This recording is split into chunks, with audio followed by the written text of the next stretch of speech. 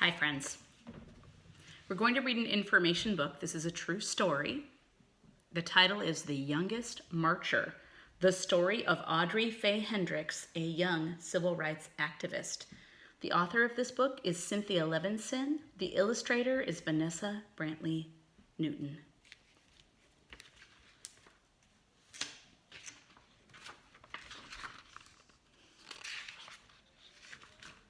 Whenever Mike flew into town, Audrey and her mama cooked.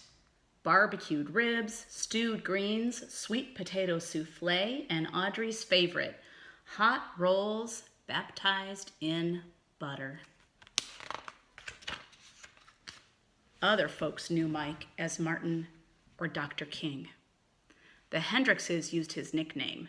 They did the same with other ministers too, like Fred Shuttlesworth and Jim Bevel. After Mike blessed the feast, Mama expected Audrey to keep still during supper, but when grown-ups talked about wiping out the segregation laws that kept black and white people apart in Birmingham, she just had to speak up. Audrey intended to go places and do things like anybody else. I want to eat my ice cream inside Newberry's.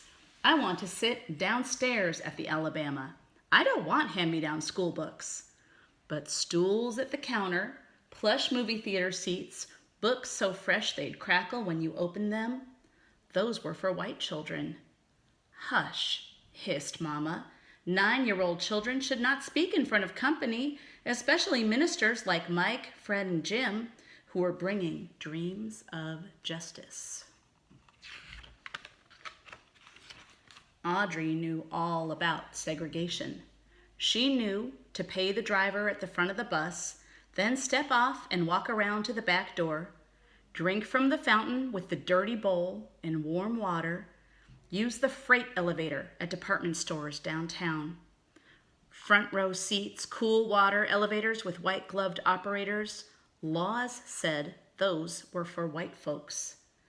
Every Monday night, Audrey and her mama and daddy and her aunts, uncles, and cousins joined neighbors and friends at Fred's church for worship, fellowship, and testimony.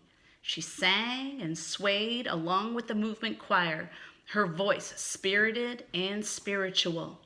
Black and white together we shall overcome. For once, she didn't have to keep still.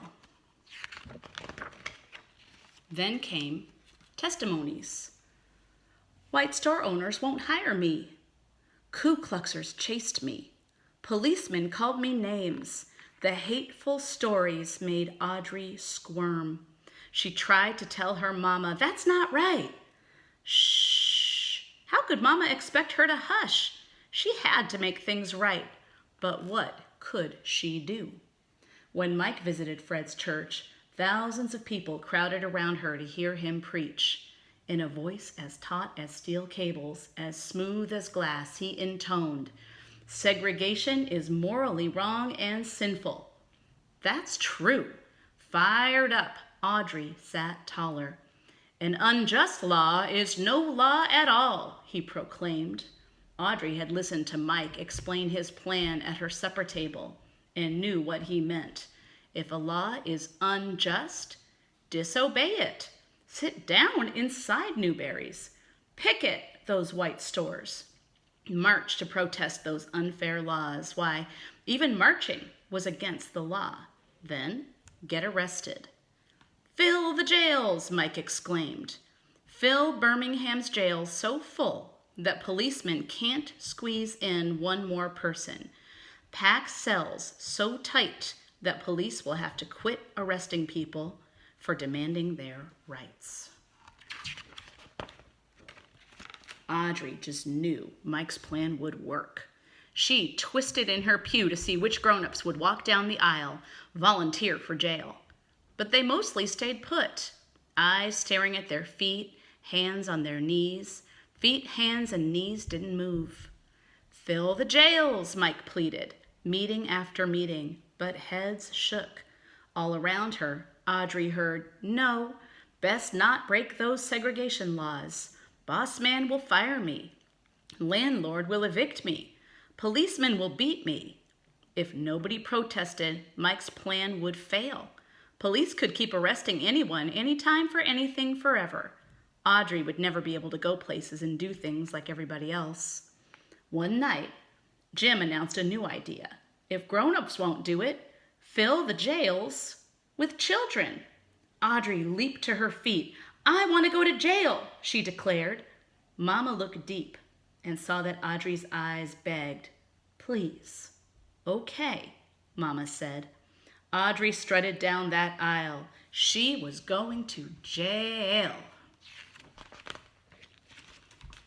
2 mornings later, she put on a fresh-pressed pinafore and shiny Mary Janes with turned-down socks. Protesters got to look nice. In the meantime, her daddy bought her a game to help her pass the time in jail. Her mama and daddy took her by Center Street Elementary to tell her teacher she'd be absent, maybe for a whole week. Miss Wills wrapped her arms around her. Audrey knew she was proud of her. She said goodbye to her grandparents. "You'll be fine," her grandmother said. She knew Audrey would be brave. So did Audrey. Then her mama and daddy drove her to 16th Street Baptist Church, where the children were gathering. Even before she reached the door, Audrey heard loud voices chanting freedom songs. Inside, hundreds of big kids called out to friends and crowded around signs for their high schools. Parker, Carver. Her head swiveled. Where was the sign for Center Street Elementary? She was the only protester from her school, the youngest child in the whole church, and she knew no one. Audrey huddled by her parents in the basement. But when Jim lined her up with the others, 2 by 2, and the doors swung open, Audrey straightened up. She was going to break a law and go to jail to help make things right. Clutching a protest sign in one hand and her game in the other, Audrey marched out the door. She stomped and sang, "Ain't gonna let nobody turn me around, turn me around, turn me around." Half a block from the church, a white policeman stopped Audrey. He pointed toward a police van. Sentence: 1 week in juvenile hall. A matron locked Audrey into a day room with 24 other girls. All older, all bigger, all strangers. Audrey sat down alone and slipped the cover off her game. "I told you to sit down," the matron yelled. Audrey jumped. She didn't remember standing up. The matron dragged her to a dark, empty room. "When I tell you something, you do it," she commanded, "or I'll leave you here." Trembling, Audrey quietly followed the matron back to the day room, put away her game, lay down her head, and cried. Jail was harder than she'd thought, and she wasn't fine after all. By evening, Audrey was hungry and tired. For dinner, soupy, oily, tasteless grits. At night, a bare mattress with one thin sheet for a cover. Audrey and her cellmates were let outdoors into an empty concrete pen surrounded by high prison walls. The older girls talked together. Audrey wondered what her classmates were doing. Miss Wills would be keeping them busy. On another day, Audrey was sent to a huge room and told to sit in a chair that was so high her feet dangled above the floor. 4 white men glared at her. She'd never talked to a white man before. "Are you against America?" one demanded to know. "No, sir," she answered politely. "What do you talk about at those meetings?" another asked. "Our freedom." "Why did you march?" "To go places and do things like anybody else." What was wrong with that? Every mealtime, Audrey stared at greasy grits. She could barely spoon them into her mouth, let alone swallow them. Every night, the cot's springs jabbed. Every morning, she had nothing to do but sit alone with her game. In the afternoons, though, more kids crowded into the day room. Some days, many of them arrived sopping wet. a girl explained that firemen aimed powerful hoses at the children. Surging water spun them off their feet and down the street. They got up and kept marching anyway, until they too were sent to jail. By Audrey's 5th day in detention, the police couldn't squeeze in one more person. "We filled up all the rooms! We filled up all the rooms!" Audrey practically jumped up and down. She was so proud.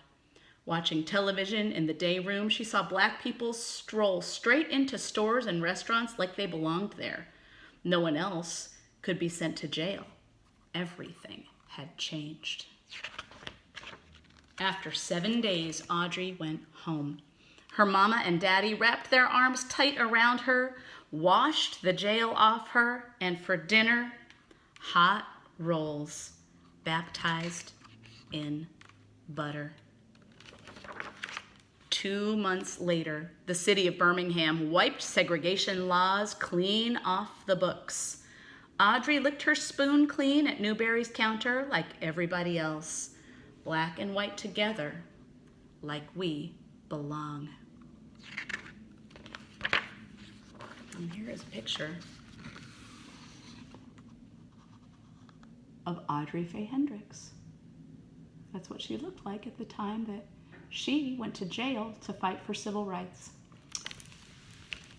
Thank you for listening to this true story of Audrey Faye Hendricks, a young civil rights activist.